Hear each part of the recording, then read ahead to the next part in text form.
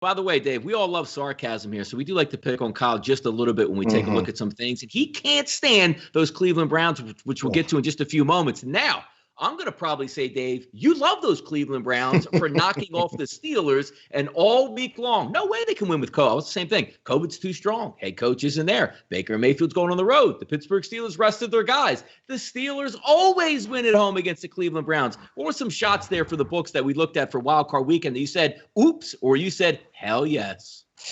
That was definitely hell yes.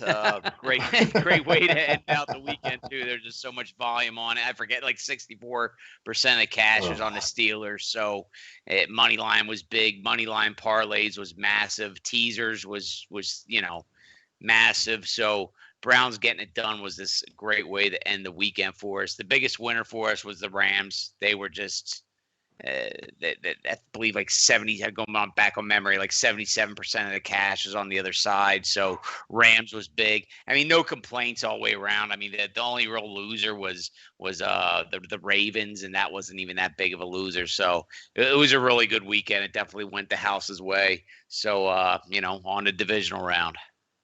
Damn it. Of course it went the house's way. That's why I was in so much pain. You know, it's weird. You bring up the Rams. I almost forgot they played. Sunday was so painful. I swear to God, it seemed like that Browns-Steelers game went on for 7 hours. It was a painful day. So now, look, we're to the Elite Eight, right? We've got 4 teams in each conference here.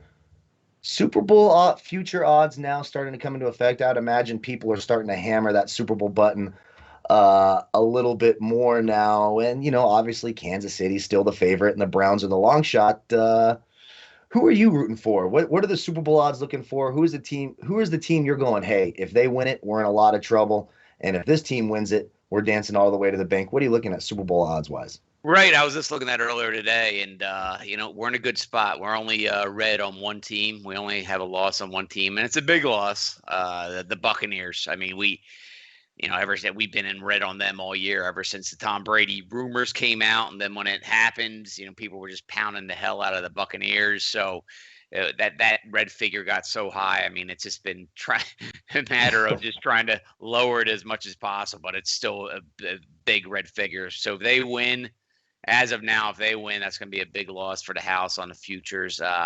Rams is our biggest win, followed by the Saints and Browns. All 3 of them are really big wins for us. Next level is Packers and Bills and Chiefs. And then the Ravens, I mean, that's a real small win. Maybe we can have a pizza party or something if they win with that money. But yeah, overall, I mean, Saints probably from the most realistic team. Saints is what we're rooting for the most, and Packers are a large one as well, but no Buccaneers.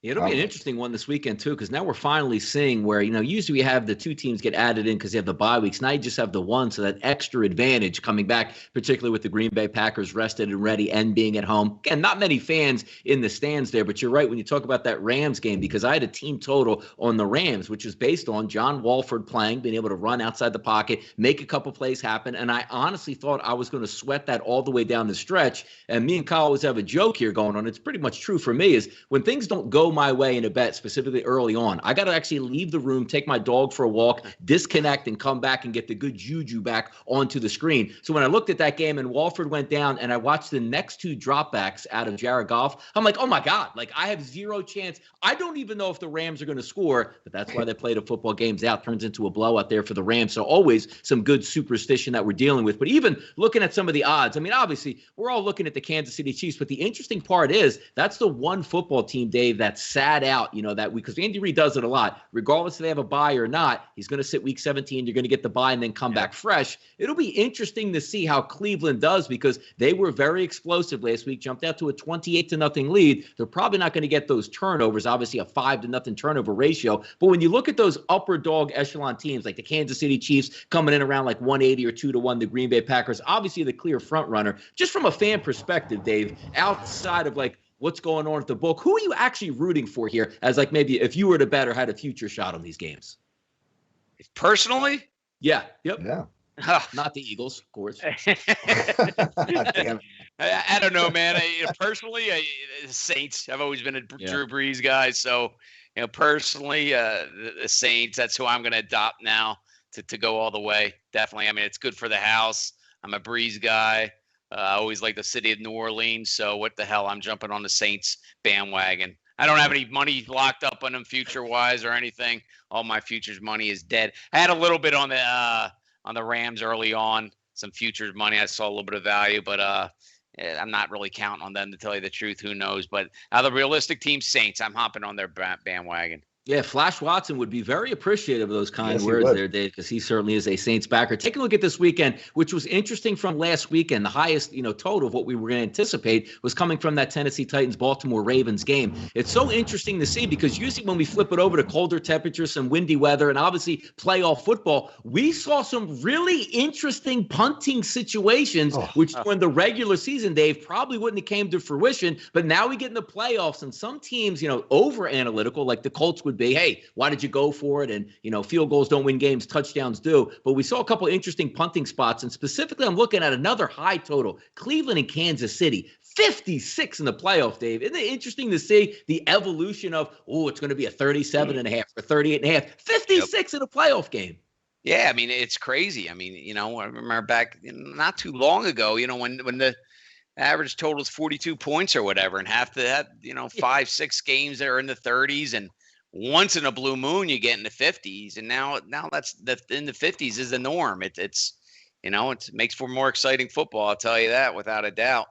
And the bettors love it too. They still bet that doesn't matter how high it's going up. They're going to keep betting the over. I mean, 81% of the early actions on the over in that game, and all the early actions on all four overs. But yeah, 81% of the early actions on over 56 and Browns Chiefs. So we'll be rooting for unders once again this weekend. By the way, real quick on that, Dave, too, because you bring up a good spot. We used to talk NFL, but it's like, hey, the norm. Like yesterday, say, 75. Yeah, that could go over the total in college. You say 75? Crazy. Yeah, I saw a tweet like, hey, luckily my minus 80 played. And I'm like, that was, I don't lie. Yes, my live bet was under 80 last night after the first two touchdowns. I'm saying, like, under 80. How did they get there? They should have gotten there. Crazy. Yeah, I mean, that total was up in the 90s live. I mean, it was insane. I mean, the national championship game, so much for defense.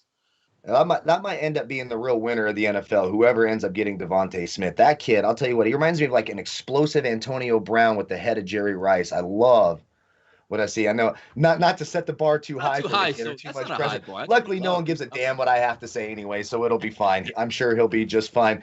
But, looking ahead to this weekend, obviously, I mean, I would assume all four games you're going to see a ton of action in the playoffs. You essentially have four standalone games, in the double up. So you're going to see a ton of action.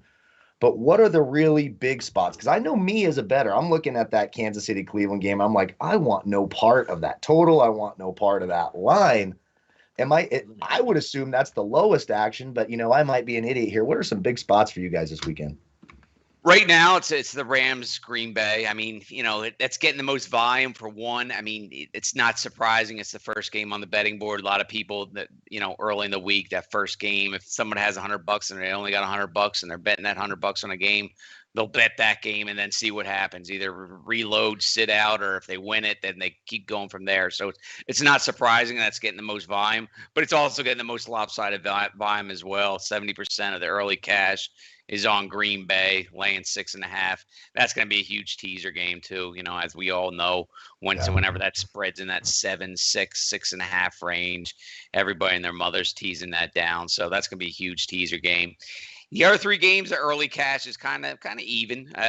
Once again, the totals aren't, but the spreads is pretty even. 55% of the early money's on the Bills, laying a point. 58% of the cash is on the Chiefs, laying 10. And Tampa Bay at New Orleans, 56% of the early money is on the Buccaneers +3. We do have some sharp action to report.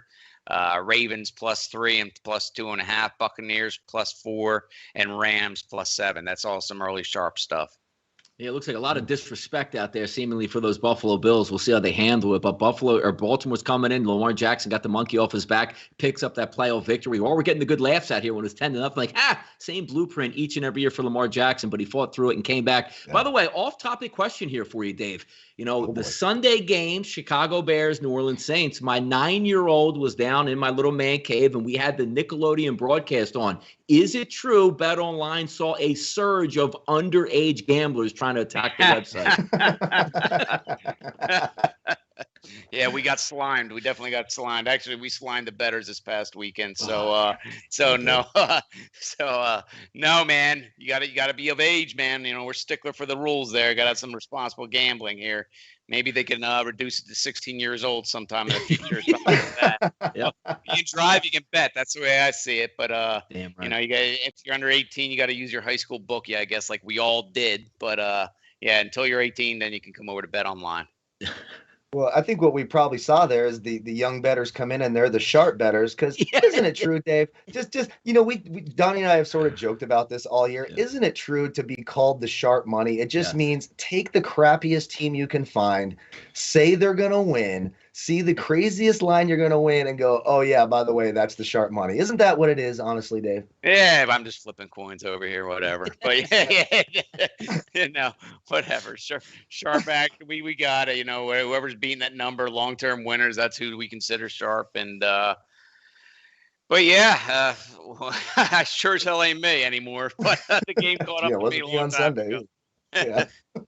Now, all good stuff, man. Love talking NFL action. Huge week this week with divisional round stuff. Dave, tell us all the good things that are going on betonline.ag at this time in playoff football. Yeah, buddy. Betonline.ag. Sign up with an account. Hit up the promos page. All sorts of great deposit bonuses. 100% on your first crypto. 50% welcome bonus on other methods. Reload bonuses. 35% for crypto. 25% for other methods. Earliest opening odds in the industry. I love bonuses, but earliest opening odds in the industry is better than bonuses. And most importantly, fastest payouts in the industry. Some guy tweeted at me yesterday, said he got his withdrawal in 1 minute. He submitted his withdrawal and he got it within a minute. So fastest withdrawals in the industry. And I appreciate that, by the way, too. A lot of jokes for Kyle on that one, by the way. But go ahead, Kyle. Yeah. I was gonna say, just thank you for paying me out so quickly. It was nice to cash out, and I really appreciate it. That's why I love BetOnline so much. Awesome stuff, Dave. Thanks again for joining us here on Tuesday. It's always fun to talk with you here. Moving right down and into championship week and also Super Bowl week. Big things at betonline.ag. Dave Mason, thank you for joining us today, buddy. Appreciate it. Thanks, fellas. Take care.